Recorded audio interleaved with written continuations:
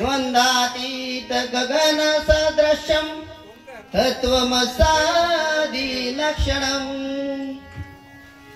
एकं नित्यं विमलमचलं सर्वादि साक्ष्यभूतं भावातीत त्रिगुणरहितं सद्गुरुतं नमामि। ध्यान मूलम गुरुमूर्ति, पूजा मूलम गुरुपद, मंत्र मूलम गुरुवाक्य, मोक्षे मूलम गुरु कृपा। श्री गुरुदेव दत्त दत्तात्रेय महाराज की जय। अत्रि अनुसया माता की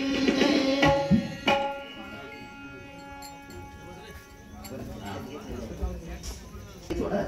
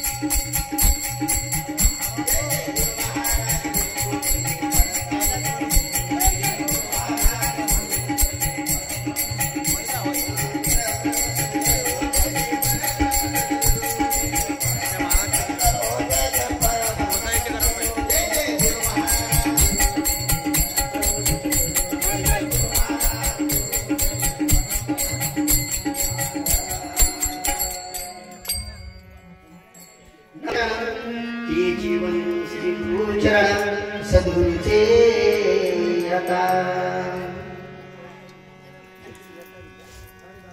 परिव्रताचार्य परमहंस अवतार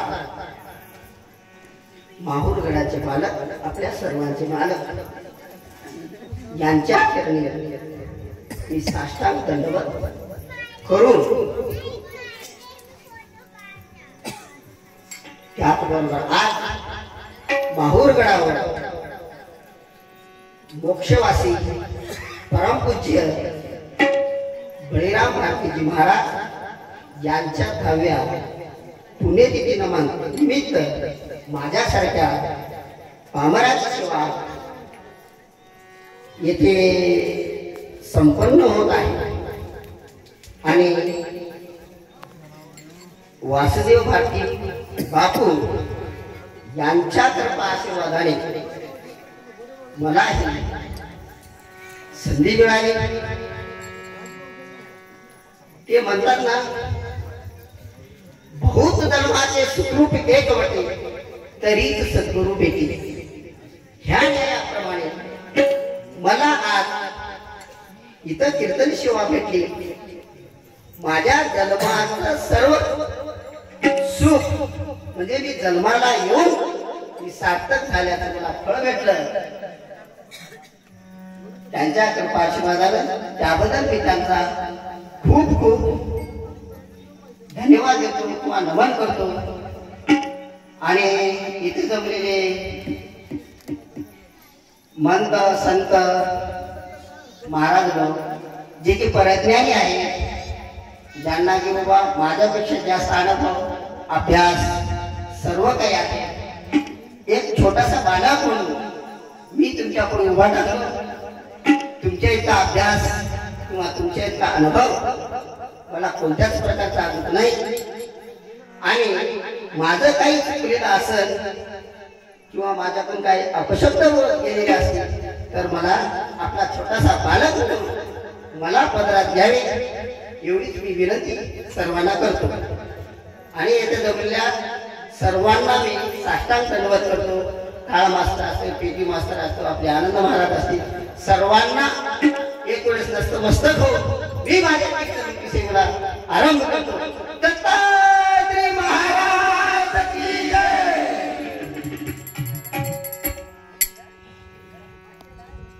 आज या जन्माचे करावे सोहित मन आनंद वेगवेगळा. महाराज का म्हणले ह्या जन्मात आल्यानंतर सोहित करून घ्या. कारण का हे नरदेह जो आहे हे नरदेह नाशिवंत आहे.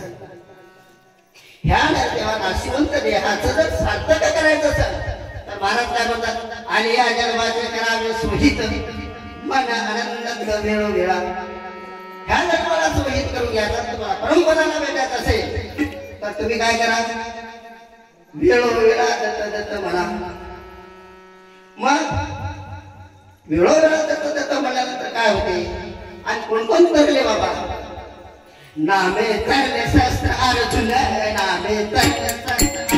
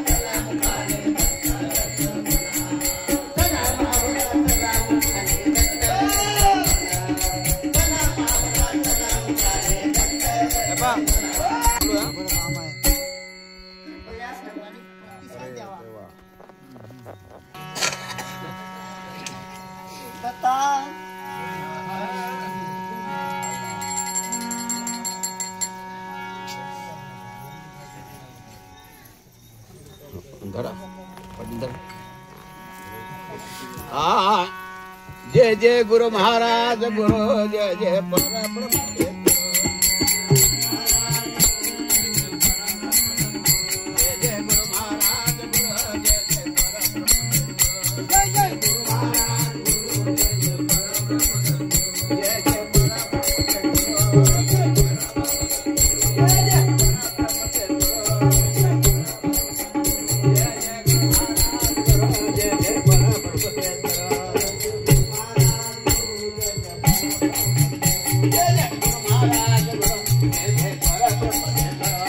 गुरु महाराज गुरु जय जय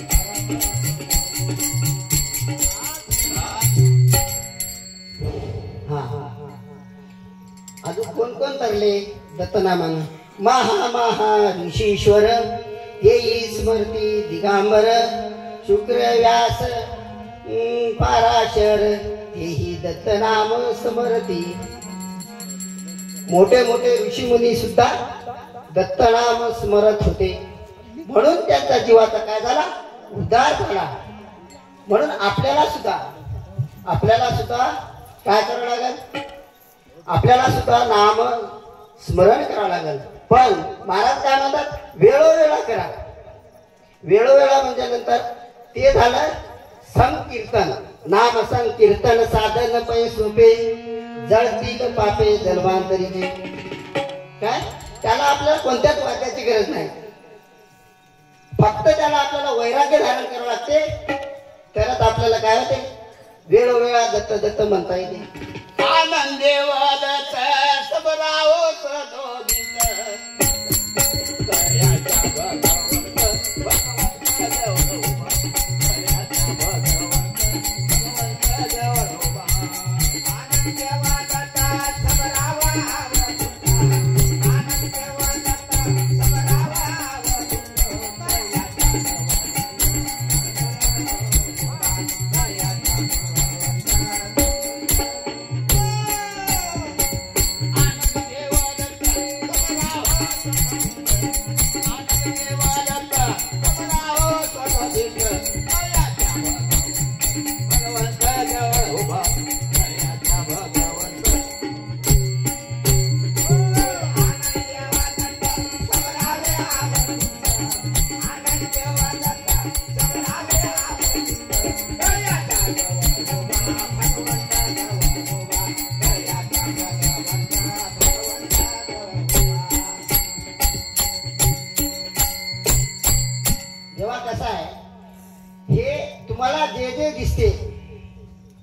every and each things is temporary, temporary, not a permanent. तुम्हाला जे कोणती गोष्ट दिसत ते गोष्ट सगळी काय नाशिवंत आहे.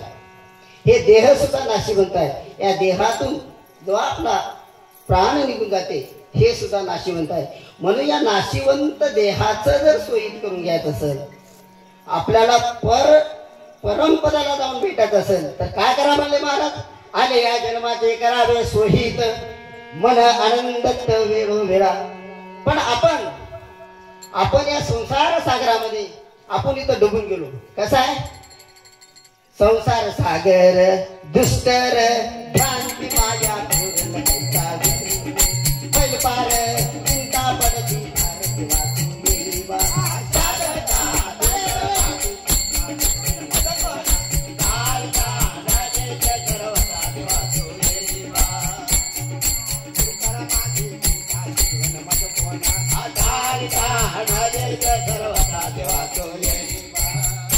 याच्यामधून तारून जायचं एकच आहे. काय याच्यामधून जर आपल्याला तारून जायचं असेल तर आपल्याला काय म्हणावं लागेल दत्त दत्त म्हणावं लागेल. या संसार सागरामध्ये या मोहमायामध्ये आपण एवढं गुरफटून गेलो. हे सगळं काय हे सगळं खलवित भ्रम आहे. खलवित भ्रम मायेचे सकळ मित्ती हा प्रपंच जैसे आबाळ वर्गदळ संसार भ्रांतीचे पडत आत्माराम शरणाले प्रभ्रम केवळ. हे सगळं खलवित भ्रम आहे. काय हे सगळं खलवित भ्रम मायेचे सकळ सगळं मायेचं आहे म्हणलं आपलं काहीच नाही. मिथ्य हा प्रपंच जैसे आभाळ म्हणजे कसं मिथ्य म्हणजे कसं खोटा आहे आपल्याला असं वाटायले. काय एखादं टेकडी आहे समजा त्या टेकडीवर जर आपण गेलो तर दुसरी टेकडी दिसल्यानंतर आपल्याला वाटते कुठेतरी आभाळ टेकलेला आहे. पण ते आपण जर प्रत्यक्षात तिथं गेलं तर आपल्याला अजून पुढे आभाळ दिसेल. जशा प्रकारे म्हणजे ते आपल्याला भूल होते तशा प्रकारे संसारामध्ये असं आहे. संसारामध्ये काय संसार रूपी सागरामध्ये एकदा डुबत गेल्यानंतर डुबतच जाते. म्हणून या संसार सागरातून बाहेर येण्यासाठी महाराज म्हणतात काय करावं लागते. आले या जन्माचे करावे सोहित मन आनंदत वेळोवेळा. परमानंदी लीन होऊन परब्रह्म पाये परमानंदी लीन होऊन परब्रह्म पाये परमानंदी लीन होऊन परब्रह्म पाये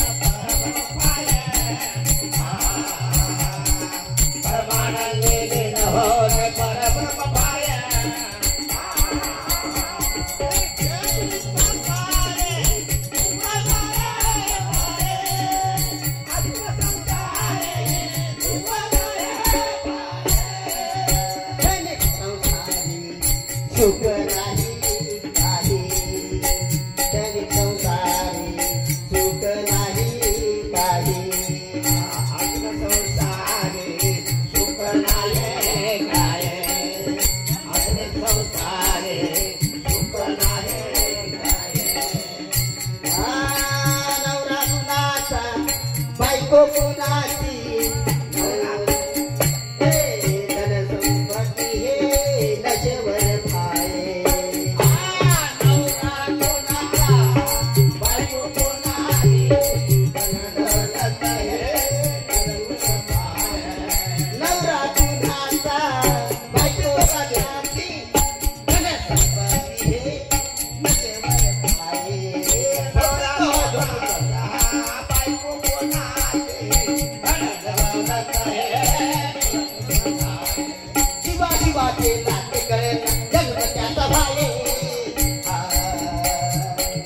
जीवा शिवाचे नाट्य कळेल जन्मत्याचा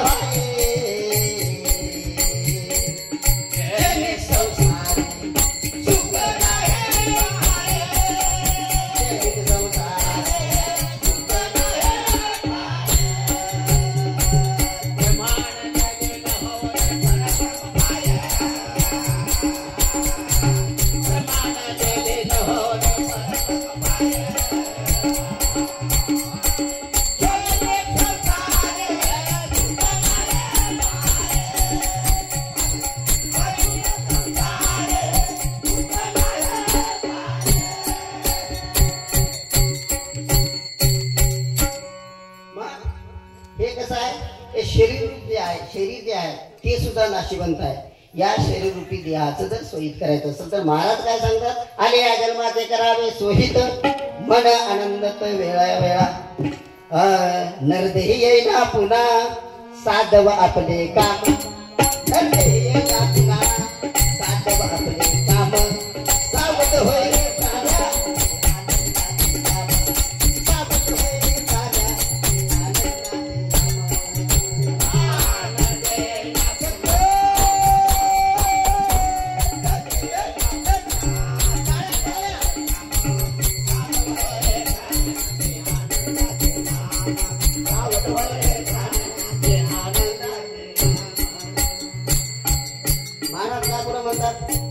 हिंडता सर्व बहु झालो आनंद विसरलो म्हणून या हे जीव जे आहे ना 84 फिरत फिरत फिरत फिरत नरदेह मिळाला महाराज.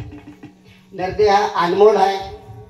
मग 84 योनीमध्ये फिरला. धारच खाणी, अंडच खाणी, उद्भिज खाणी आणि स्वदेश खाणी या 4 खाणीमधून जीव जो आहे हे नरदेह भेटला 4 खाणीमध्ये फिरून येऊन मग काय म्हणतात, आखरीची पाळी एक मनुष्य जन्म आणि चुकली या वर्म फेरा पडेल. आता जर आपण चुकल्या तर पडत आपल्याला 84 आहे. म्हणून ह्या जन्मामध्ये जर सोहित करायचं असेल तर महाराज काय म्हणतात, आले या जन्माचे करावे सोहित मन आनंदत वेळोवेळा. आणि पुढे काय म्हणतात महाराज, थोडं फास्ट घेऊ आपण कारण का टाइम लईच व्हायला. पुढे काय म्हणतात महाराज, आनंद जीवाचा जीव आनंदाचा संबंध मुळीचा विरळा झाले. आनंदाशिवाय इथं कोणीच नाही. आनंद बीज हे मूळ आहे. सगळ्या जीवाचं मूळ म्हणजे आनंद बीज. आनंद बीज मूळ दानक अंतरी मी करतो तया ध्यान नामरूपातीत तया चित्त आणि आनंद आनंद म्हणावे. त्याच्या व्यतिरिक्त काहीच म्हणायचं नाही. जीवाला जर सार्थक करून घ्यायचं असेल, जीवाला परमपदाला भेटायचं असेल, जीवाला मुक्ती करून घ्यायचं असेल तर फक्त आनंद आनंद म्हणावा लागेल. बोला मुकाने बोला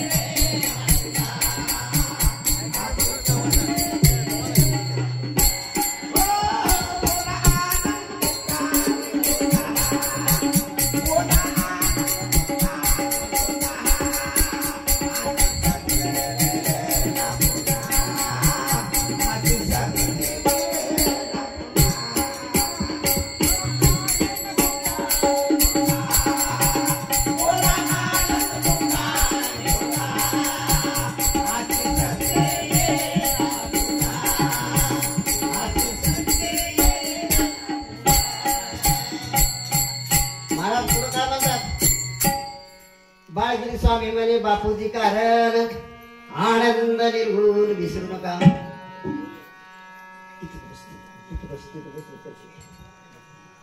बाळगिरी स्वामी म्हणे बापूजी कारण 0909 आनंद निर्गुण विसरू नका. आनंद निर्गुण म्हणजे काय? जो शून्य निर्शून्याचा वेगळा आहे त्याला आनंद निर्गुण म्हणा. जो सृष्टी विरहित अपरंपार परात परज्योत आणि सगुणा निर्गुणातीत तया नाव आनंद. जीवा शिवाच्या वेगळा पापा पुण्याच्या निराळा भक्त साधूचा जिवाळा आईसा तो ब्रह्मानंद. आनंद तो ब्रह्मानंद तो अच्युत तो अव्यक्त तो शुद्ध तो बुद्ध तो सर्वात्मक तो सर्वाकर्ता सर्वाभर्ता आनंद सिद्धाता दाता आनंद भक्तिता रिता आनंद सृष्टीचा पिता तो परात परानंद. रूपरेखा नाही त्याला अरूप स्वयं ब्रह्म देखील नियंता द्वैत द्वैत परी शोभिला आणि काय तैसा कडेना. एवढी मोठी व्याख्या आहे त्या आनंद परमात्म्याची. मग ते काय म्हणलं? शून्य निर्शून्या विरहित. आणि तेच पर वस्तू कोणती आहे? शून्य निर्शून्याच्या विरहित असणारी पर वस्तू आहे. मग तिला कुठं शोधून घ्यायचं आहे? आपल्याला तिला शोधावं लागेल. मग तिला कुठं शोधायचं आहे? जरा नैनात शोधून फाय, जरा नैनात शोधून फाय तुझा देव तुझ्या मधी हाय. जरा नैनात शोधून फाय तुझा देव तुझ्या मधी हाय.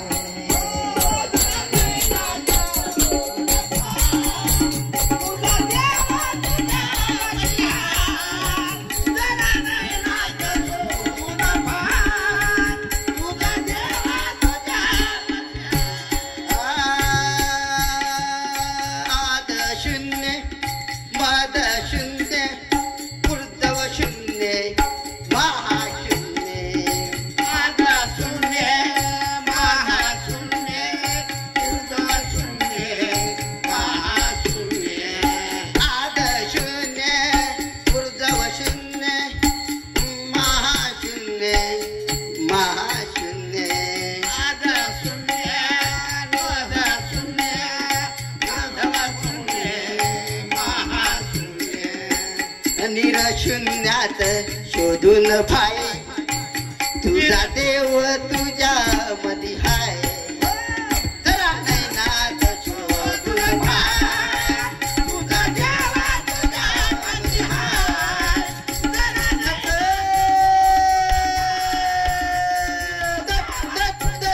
मधी हाय. जरा नैनात शोधून फाय तुझा देव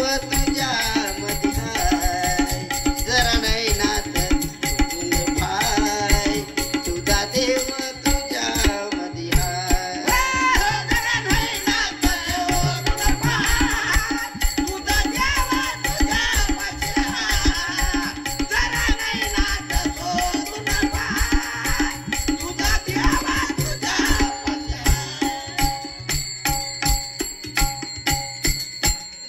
अशा प्रकारे हा अभंगाचा भावार्थ झाला. आता आपल्याला काय बघायचंय, जीव कुठं होता आणि कसं इथं आला आणि इथं काय करायला पाहिजे, जीव काय करणारे इथं आला आणि आपल्याला कसं जायचंय, आपल्याला मोक्ष प्राप्त कसं करायचंय हे आपण आता बघायचंय. पण आपला लई टाईम झाला, फक्त जीव कसा आला हे आपण सांगू आणि बाकीचं 5-10 मिनिटांमध्ये सांगू. मला फक्त 1.5 तासाचा टाइम दिलेला आहे. मग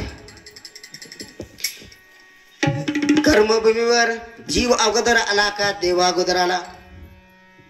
कर्मभूमीवर जीव अगोदर आला, नंतर दत्तात्रय प्रभू ज्ञान भक्ती वैराग्याची शिदोरी घेऊन आपल्याला कर्मभूमीवर घेऊन जाण्यासाठी आले. ज्ञान भक्ती वैराग्याची शिदोरी घेऊन मग आपण कर्मभूमी म्हणतो. कर्मभूमीचा विस्तार काय आहे? पूर्वेला जगन्नाथ, पश्चिमेला द्वारका, उत्तरेला श्री रामेश्वर, दक्षिणेला श्री रामेश्वर, उत्तरेला हिमालय पर्वत. यामधील भागास आपण कर्मभूमी म्हणतो. काय? कर्मभूमी 5 योजन कोटी, संपूर्ण पृथ्वी 56 योजन कोटी आहे. इथं 99 नद्या आणि 3 नद्या, मुख्य 3 नद्या सांगल्या, गंगा, यमुना, सरस्वती. ते पण महादेवाच्या मस्तकामधून वाहतात. काय? 9 कोटी मेरू, 3 कोटी पर्वत, 12 कोटी वनस्पती आणि 17 कोटी मध्ये समुद्र सांगलंय आणि 14 कोटी मध्ये अंधार सांगलंय. आणि त्या अंधारामध्ये 2 मोठे मोठे पर्वत आहेत. त्या 2 मोठ्या पर्वतामध्ये 11 रुद्र राहतात. त्यापैकी एक आपला हनुमंतराय होय. मग मुख्य नद्या 3 झाल्यानंतर इथं 12 ज्योतिर्लिंग सुद्धा सांगितलेत. जे स्वर्गाला गेली ते मंदाकिनी, जे येत राहिली ते भगीरथी. अशा प्रकारे हे नदीचा विस्तार. यालाच आपण काय म्हणतो? कर्मभूमी म्हणतो. यालाच आपण मृत्यूलोक सुद्धा म्हणतो. काय? मग हे कर्मभूमीला जीव आला. मग कुठं होता जीव? कुठं होता? आधी अनादी कल्पाच्या ठाई, आधी अनादी कल्पाच्या ठाई आनंद बसले सभा करून पायी. ज्ञानपुरी तोही सन्मुख शादत वामभागी, भक्तीस आनंद सैव भागी. 4 सृष्टीच्या दैवता, 4 पुरुषार्थ, 4 पदार्थ, निज शक्त्या निज शक्त्या अर्धांगिनी सहित हे तिथे तेवढे हजर होते. आधी अनादीच्या ठाई, आधी अनादीच्या ठाई, आधी अनादीच्या ठाई,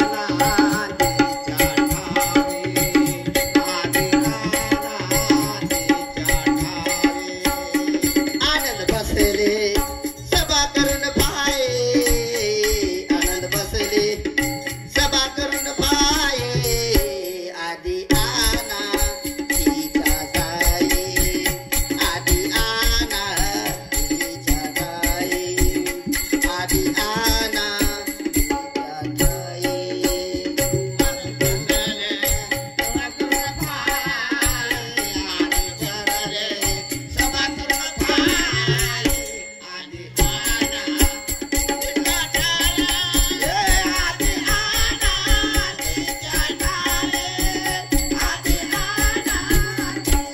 ठाई. आधी अनादीच्या ठाई आनंद बसले सभा करुणी पाय. मग काय झालं तिथं?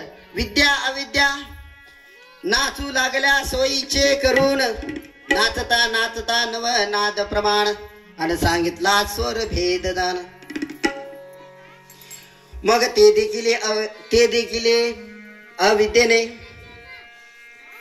ते देखील अविद्येने आणि सहजच घेतली उचलून म्हणले. ते देखील अविद्येने सहजच घेतली उचलून, मुख चिंबन करून आणि फासा टाकला आशेचा. जीवाला 8 भाषा लागल्या. धर्मभाषा, परमभाषा, येमभाषा, भ्रांती भाषा, आशा भाषा, जन्म मृत्यू भाषा. अशा प्रकारे जीवाला 8 भाषा लागल्या. जीव तिथंच जाग्यावर काय झाला? मलिन झाला. ते देखील निजमायने निजमाया बोले ज्ञान पुरहितासी चतुर्वेद कर्म लागले या जीवासी याच काहीतरी निरसन करा म्हणले. अविद्या माया दैवता प्रपंच हे चार आहेत. हे चार काय आहेत? चतुर्वेद आहेत. जीवाला कुठं लागले? अनादी कल्पाच्या ठाई. मग लागल्यानंतर मग निजमायानं म्हणल्यानंतर मग ज्ञानपुरोहित काय म्हणतात? ज्ञानपुरोहित बोले निजमायाशी जीवा पाठवा कर्म भूमीशी सर्व भोग भोगल्या विना जीवाचे न तुटे अविद्या बंधन. म्हणजे जीवाला कर्मभूमीला पाठवा. जोपर्यंत कर्मभूमीला पाठल्या गेल्यानंतर त्याने सर्व भोग भोगणार नाही तोपर्यंत त्याचा अविद्येचा मळ काय होणार नाही? धुवून निघणार नाही. म्हणून त्याला कर्मभूमीला पाठवा म्हणले. मग काय म्हणतात? निजमाया बोले ज्ञानपुरोहिताशी जीव अनामिक असून कैसा जाईल कर्मभूमी लागून म्हणले. जीवला नाव नाही काय नाही कसा जाईल म्हणले. मग ज्ञानपुरोहित बोले निजमायेशी चार पदार्थ मिश्रित करून श्रीमायेशी बोलावून आणि चैतन्याच्या हवाले करून आणि ते पाठवा कर्मभूमी लागून. मग चैतन्याने काय केले? ईश्वर सेवा आनंदापाशी पाठवले. ईश्वर सेवा आनंदाने काय केली? त्याची ज्ञान कळा घेतली हिरावून आणि आपली कुंचक मळ लावून आणि त्याला पाठवले. त्याला कुठं पाठवले? त्याला पाठवले सगुण सेवापाशी. मग सगुण सेवानं काय केले? त्याची ज्ञान कळा घेतली हिरावून आणि त्याला पाठवले पंचम गोत्र पदावर. पंचम गोत्र पदानं काय केले? त्याची ज्ञान कळा घेतली हिरावून आणि त्याला पाठवले कुठं? परमहंस पदावर. आपण फास्ट घ्यायला बरं का, पद जर घेत बसलं तर टाइम नाही.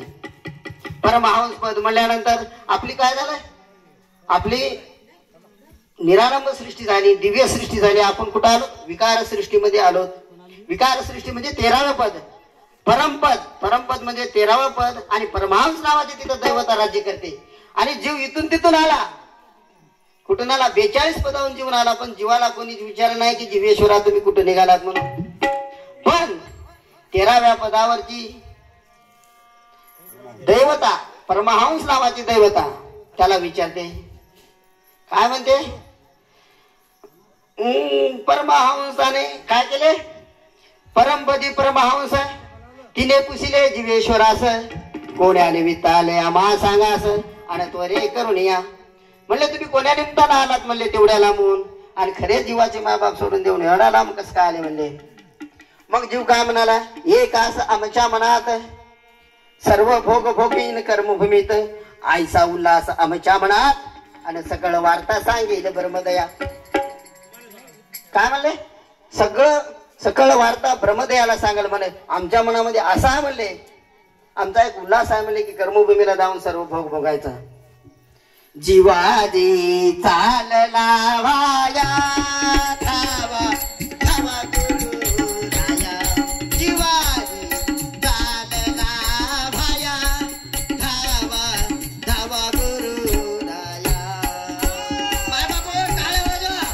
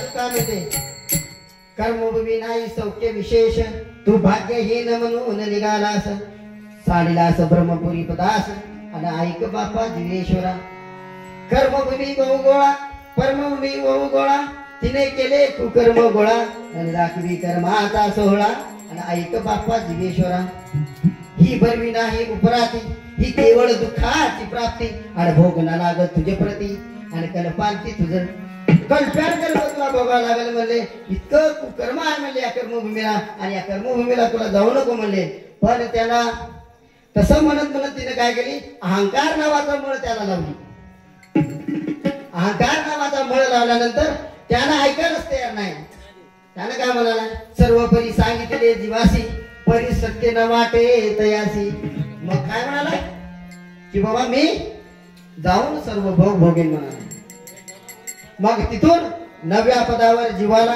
नव्या पदावर जीव आल्यानंतर नव्या पदावर जीवाला गर्भाचं बंधन लागलंय जीवाला काय झालं नव्या पदावर गर्भाचं बंधन लागलंय प्रकृतीच्या पिंडी 9 मास 9 दिवस पुरुषाच्या प्रमाणे 3 मास 3 दिवस असे 12 मास 12 दिवस उपरी आणि जीव घातला गर्भमाधारी आपल्याला फक्त 9 महिने 9 दिवसातच माहित आहे 12 महिने 12 दिवसाचं शास्त्र सांगते 12 महिने 12 दिवसाचं गर्भाचं बंधन मग एक शुक्राणूचं बीज तयार होण्यासाठी 49 दिवस लागतात पहिला आठवडा रसात दुसरा आठवडा रक्तात तिसरा आठवडा चरबीत चौथा आठवडा मासात 5वा आठवडा हातात 6वा आठवडा हाडाच्या भेदात आणि 7व्या आठवड्यामध्ये एक शुक्राणूचं बीज तयार होते म्हणून 7 49 आणि तुम्हाला 9 महिन्याचा हिशोब सांगतो पहिल्या महिन्यामध्ये डोकं तयार होते दुसऱ्या महिन्यामध्ये भुजा तयार होतात तिसऱ्या महिन्यामध्ये उदक आणि हृदय तयार होते चौथ्या महिन्यामध्ये उदाक्षय आणि मूत्राक्षय तयार होते 5व्या महिन्यात हात आणि पाय तयार होतात 6व्या महिन्यामध्ये नख आणि केस तयार होतात 7व्या महिन्यामध्ये जर पुरुष असेल तर शुक्राणूचे बीज तयार होते पिशवी तयार होते आणि स्त्री असेल तर गर्भपिशवी तयार होते आणि 8व्या महिन्यामध्ये त्याला 7 जन्माचं स्मरण होते मग 9व्या महिन्यामध्ये तो काय म्हणतो 9व्या महिन्यामध्ये तो बाहेर निघण्यासाठी गडबड करते काय करते बाहेर निघण्यासाठी गडबड करते मग बाहेर निघण्यासाठी गडबड केल्यानंतर त्यांना धावा कसं करते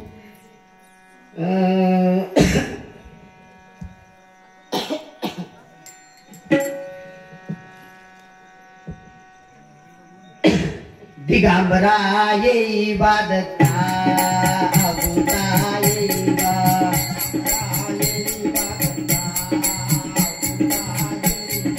दिगंबरा येई बादता अबुता येई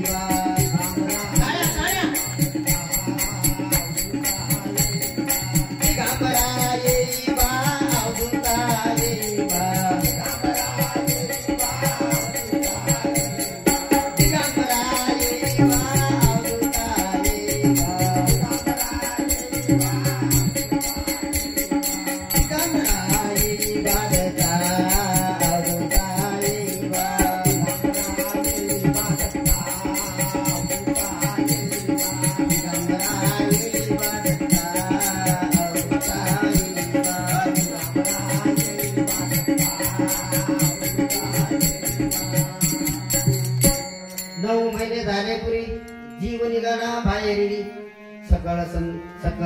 सकळ गोत्र संतोषले अंतरी आणि भ्रांतीने फासा गाठला सगळे आनंदित आहेत की बाबा बाळ जन्मला म्हणून पण त्याला वाटायला जीवाला की मी भ्रांतीमध्ये पडलो भ्रांती माझ्या पूर्ण कैसा विसरू मी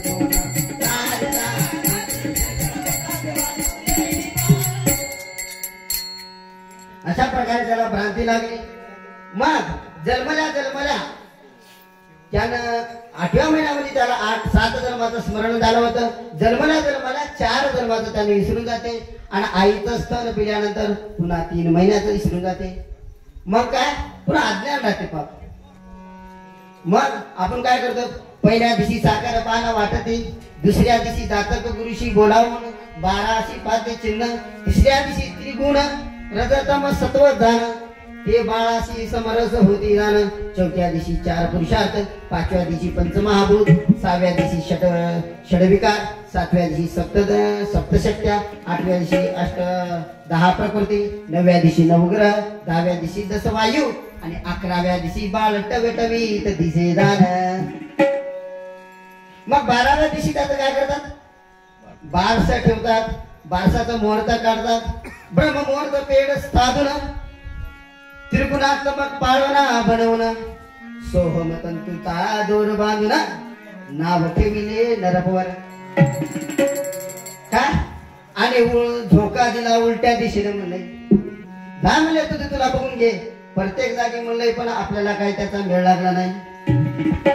मग जीव जन्मल्यानंतर मग आपल्याला कुठं जायचंय? मग माणूस व्हायचं असेल, आपल्याला परमपदाला भेटायचं आहे, मोक्षपदाला भेटायचं आहे, मोक्षपद मिळवून घ्यायचं आहे, जीवाचं सार्थक करून घ्यायचं आहे, तर आपल्याला कोण्या मार्गाने जावं लागेल? सूक्ष्म गुरुमार्ग